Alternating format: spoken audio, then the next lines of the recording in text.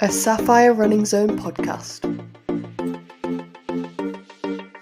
Hi everyone, it's Tim here from Sapphire Running Zone. Today we're launching the first of our new podcast series on training support, and what better place to start than the long run. Such an important aspect obviously of everyone's training, particularly if you're doing a distance event like a half marathon or a marathon. And the way I always look at the long run is thinking of it as a mini event. It's almost a practice for race day itself, and everything that we'll talk about throughout this podcast is very much focused on using it as a warm-up in effect. Every single race that I've done, every single distance event that I've run in the past has been 100% dictated. Its success has been dictated by how that long run went during my training. So did I have a good series of long runs that culminated in one that was 80-90% of where I wanted to be on race day? So if it's a marathon, most I would probably do is about 20 miles. If I got to that point and it all went well and it built up gradually, the chances are that marathon itself would go really well, or the half marathon would go really well.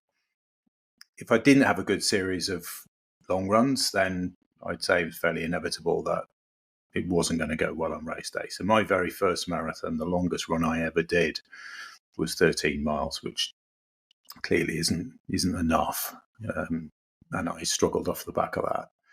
And I vowed when I went over that finish line in a pretty bad state that I would never, ever do that again. Now, inevitably, I had plenty of races that didn't go that well for various reasons. But most of the time, I had allowed my training to be 100% focused on that long run.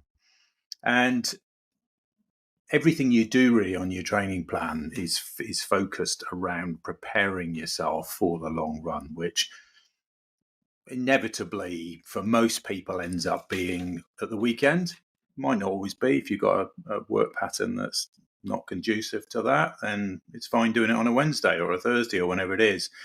But the 2 or 3 runs that you do during the week build up to that long run. So when your long run gets to its maximum, which is probably going to be 18 to 20 miles for most people, chances are your midweek runs will be at about 8 to 10 miles to build your legs up, to get your heart and lungs ready for that long run at the weekend. So the more of these sort of build-up runs that you do during the week, in terms of distance, the better you're going to be prepared for that long run. It's no good keeping your midweek runs at 2 or 3 miles because you're not really going to be able to make that step up to those longer runs. So timing is absolutely everything.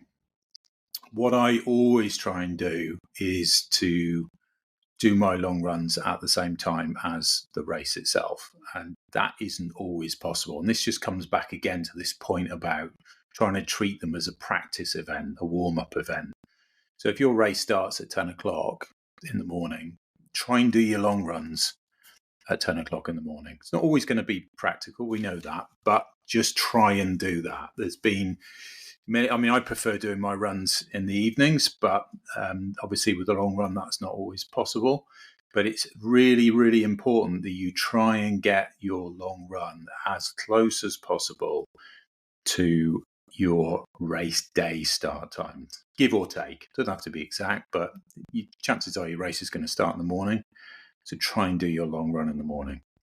It's a big deal, the long run, obviously, because it takes as the runs get longer, they take more time. So you don't want to be doing these at 3 p.m. and worrying about it all day. And it might be a 3 or 4 hour run. You don't want to be coming back in at 6, 7 o'clock at night. This is a good chance to run in the day, in the daylight. So try and do it in the morning. You haven't got too much time faffing around in the morning then.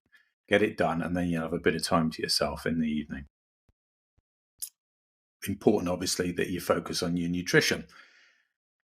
Nutrition is really, as we know, one of the key issues when it comes to a successful race day. And it's your nutrition that you're building up during the week and what happens on race day.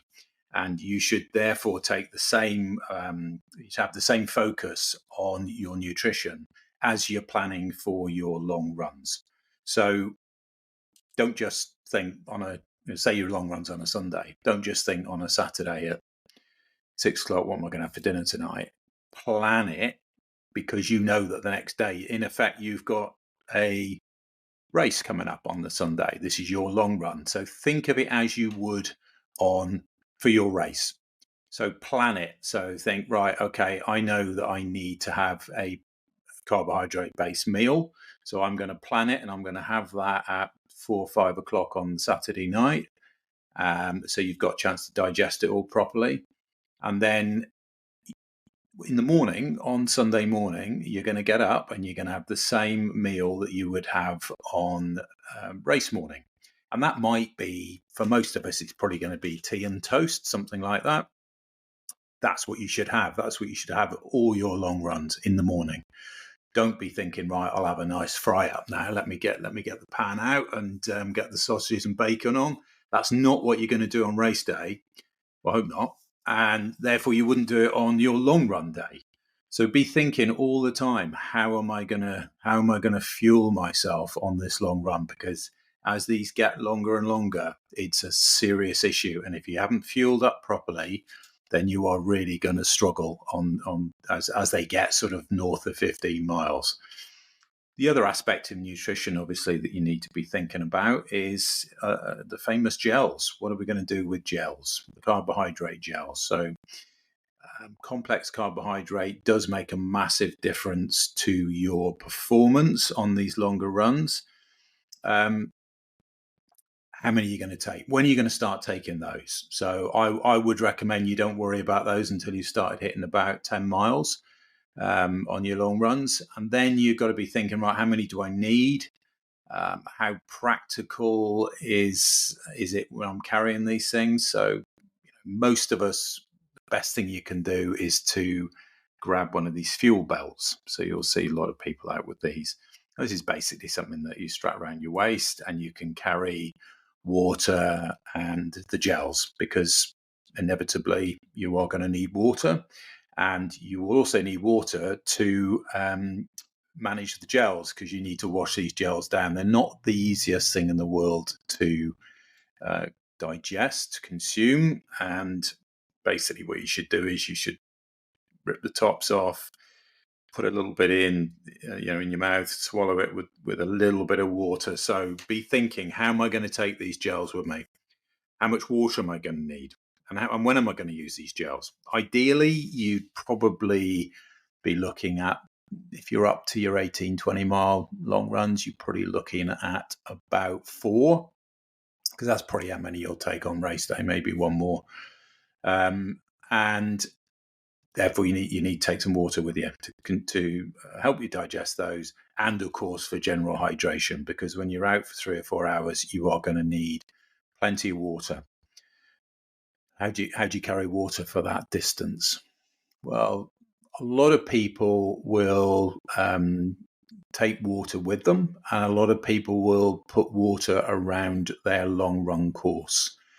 That might mean just going out in the car the day before and putting it in some strategic locations on the way around, just a small bottle of water. One of the dangers of taking water with you is you can take too much and you end up carrying it. And rather than having it in a fuel belt, you can carry it in your hands. And this can obviously impact on your running posture. If you've got a heavy bottle of water in one arm, it can affect the way you run, and it can give you quite bad shoulder pain. So I know that probably sounds a bit dramatic, but it is an absolute issue. And my recommendation would be, if you're not comfortable with a fuel belt, then really be looking at, where can I put water around the course, particularly if you've got like a 2-lap route on your long run. Be thinking about that. Be thinking, right, well, there's a place here I could put a bottle. I'm going to go past it twice. I probably only need 3 of those locations. But it is so important that you think really carefully about the hydration and the gels and anything else that you think you are going to need to take with you. This shouldn't be a lot more. Some people might take a banana with them or something. But obviously, I would be cautious. I would just focus on the water and the gels, and they are messy. So just be prepared for that. These long runs, like I said, are all about having a practice, and you do not want to be taking gels for the first time on race day. It's not a great idea. You need to have practiced. You need to have practiced with a certain brand and get used to that brand. It might not be the same brand that you have on race day. If it isn't, then obviously you'll have to carry them with you, because you don't want to then be reliant on the brand that's supplied by the event. So, just get used to a certain brand, get used to consuming them on the way around. That's what the long run's for. Same with the water. You don't have to worry about that on race day, of course, because all the big races, what majority of races full stop, have water in the right locations. The big ones particularly have medical directors who will work out exactly what hydration you need at what point. So you don't have to take water with you. Some people still do, but you just don't need to. A lot of people will pick up a little water bottle at a water station in the big races and carry them with them on the way around, just as a sort of knowing you've always got it. Some races now are doing open cups of water, though. So just be aware of that and find out in advance what that race has. And it's really important that you then practice with exactly the way that they do it. Okay, so nutrition's absolutely key. A Sapphire Running Zone podcast. Get into a routine. So develop your routine, and remember that you need to then get used to doing what you're going to do on race day, basically. So I'm talking here about what time, not only the meal, that's part of the routine. What time will you be going to bed the night before the race? Be thinking about that. What time are you going to get up? Be thinking about that as well. So again, practice race day on your long runs. Really important. How long are you going to get up before your race starts? You need to try and get your race day routine in your head and into these long runs as a practice as soon as you possibly can. Now, we all know the 4 principles of training, and one of these principles is gradual progression. It's a bit of an obsession of mine, is making sure that over time we gradually increase the time on feet with each run. And this is especially important with these long runs. Not quite as important as the runs during the week, which, like I said before, are all about building up to the long run. But the long run, we absolutely must do this gradually. So don't be tempted to go from 10 miles to 14 miles or 14 to 18 in one go. That's when you'll get an injury. So what you need to do is to absolutely focus on this bit by bit, moving up through the mileage. So if you're first, this is why you need to leave plenty of time, because you're going to probably have to do 6 or 7 or 8 of these long runs. And it's really important that you've got time in your schedule to be able to do those. So if your first one's 10 miles, your next one should be 11 miles. And then the next one should be 12 miles. It can be very tempting to, when you're on a 10-mile run and you get to the end of it, and you should be able to probably go a little bit further, to then think, oh, God, I feel amazing today. The weather's great. I'm just going to keep going. Don't be tempted to do that. Injury or strike at that point. Just wrap it up and be thinking, well, next week I know I'm fine because I feel good now. I could go a little bit further. That's brilliant. Then you can go a little bit further next time. So just go ever so gradually, bit by bit, every week, just adding a mile or mile and a bit. Just don't go too far. If for some reason you end up missing a week, don't get too upset about that. But don't be tempted just to keep going on the schedule that you were at. So most of us are going to get some kind of injury or illness during the any marathon or half marathon 10K training plan. You just got to accept that, and you just got to have plenty of slack built into your schedule. So if you have a week or 2 weeks in where you miss it, you've just got to live with that and not just try and keep going on the schedule that you were at. So if you were at 10 miles and you then needed to go to 11 and then to 12 and you miss the 11, the following week you do the 11, or you might even go back a notch and go back to the 10. You don't then go straight to the 12, because in effect then you've gone from 10 to 12. So it's ever so gradual, bit by bit. Build this thing up, build this long run thing up. It's so, so important. How far should we ultimately go? Well, like I said at the very beginning, my view was I don't think I've ever run more than 20 miles in a long run. Probably not that often, to be honest. Have I even gone that far?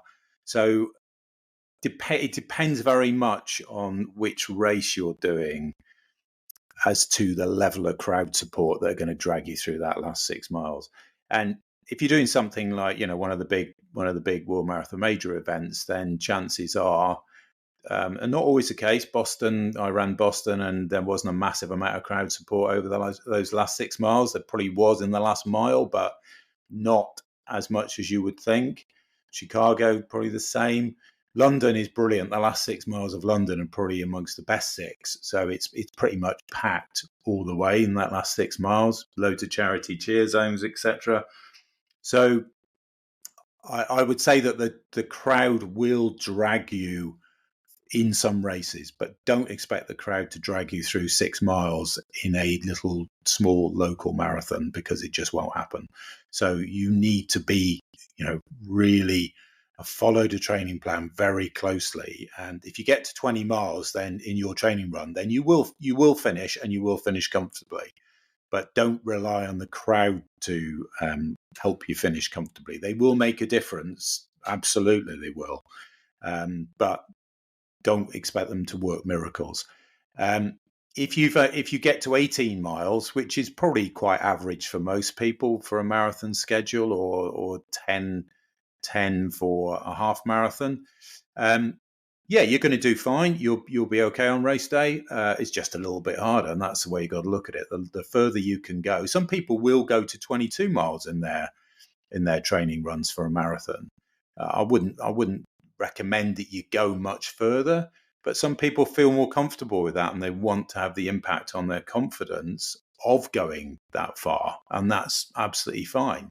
When you're on the start, like I was, as I said, on that very first marathon, and I'd only done 13 miles, clearly my confidence is not then at a great level, because I knew that once I got to halfway, I was in new territory for me, and that comes with a degree of trepidation and nervousness, and clearly, when you get to 15, 16 miles and you've still got 10 or so to go, and you're feeling bad, what's coming. So the longer you go in your long run, the better for your confidence, the better for your physical state, and ultimately better for how you're gonna feel in those last few miles.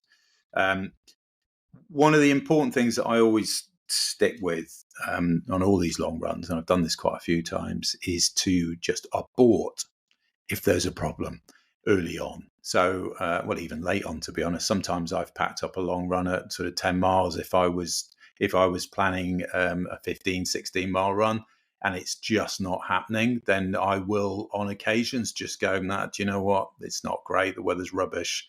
I don't feel it today. I'm just going to rejig my training plan to do another long run in a few days' time, or I'll just scrap this one and I'll just get back on it again next weekend." So don't be scared about doing that, because it's ultimately these are such important runs, and don't push yourself if it's just not happening for you. That's not to say you just pack up whenever you feel like it, because sometimes you can push through a bad patch and come out the other side of it and actually feel quite good. So don't just take the easy option, but there can be occasions where you're running for 2 or 3 miles and it's just feeling awful, and you're soaking wet, you're freezing cold. At that point, you're probably just packing it up and having another go. So don't be worried about doing that, but obviously you need to change your schedule accordingly. The training plans are absolutely a guide, so don't be beholden to them. Don't be scared of changing them around. The principles, they're built around these 4 principles of training, and this gradual progression thing is so important. If you have that bad run, don't worry about it. If you have a bad run during the week as a build up to your long run, don't worry about it. It's not a problem. Get plenty of rest.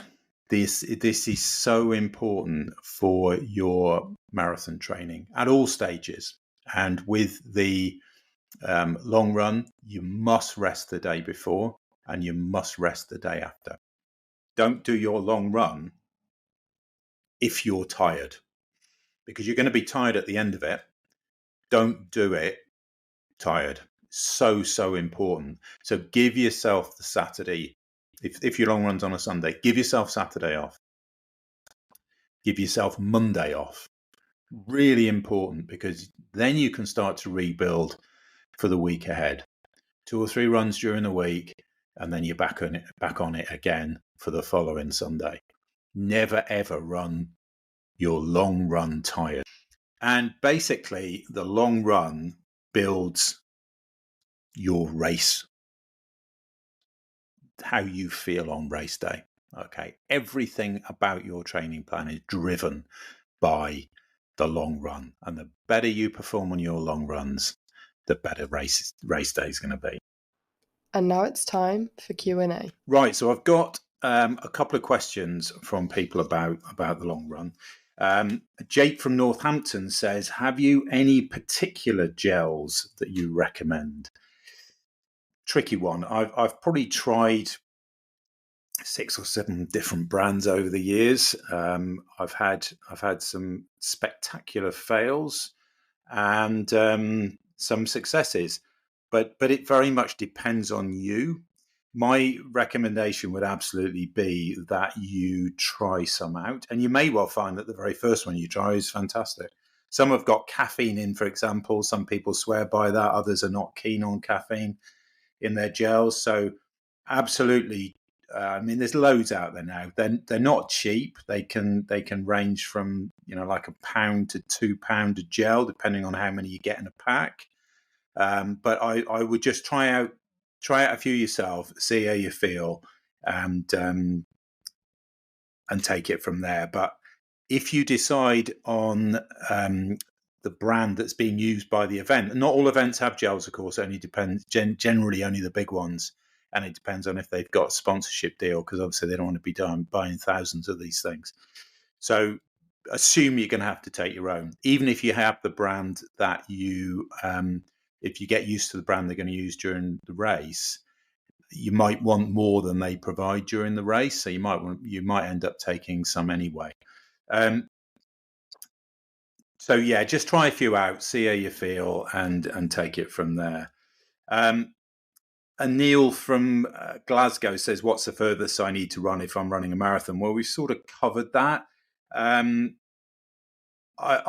It very much depends again on how long you've got, how you're feeling, what your aspirations are as well. We didn't cover that earlier, but if you're going for a 3-hour marathon finish time, which for most people is a real aspiration, not necessarily going to happen, because that is really tough, then you would probably need to be doing longer runs during training. You're really going to be pushing hard, but to go with that, you're also going to be doing interval training and hill training and all that kind of stuff.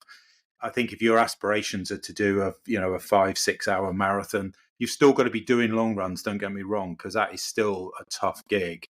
But I'd say the majority of people end up doing 17, 18 miles. If you get to that point, you're going to be comfortable on race day, but you probably won't be pushing super quick times. But that, like I said, that might not be your aspiration, and it all comes down to what we want to achieve on the day. So yeah, just play it by ear. You might just run out of time and only be able to do 17 or 18.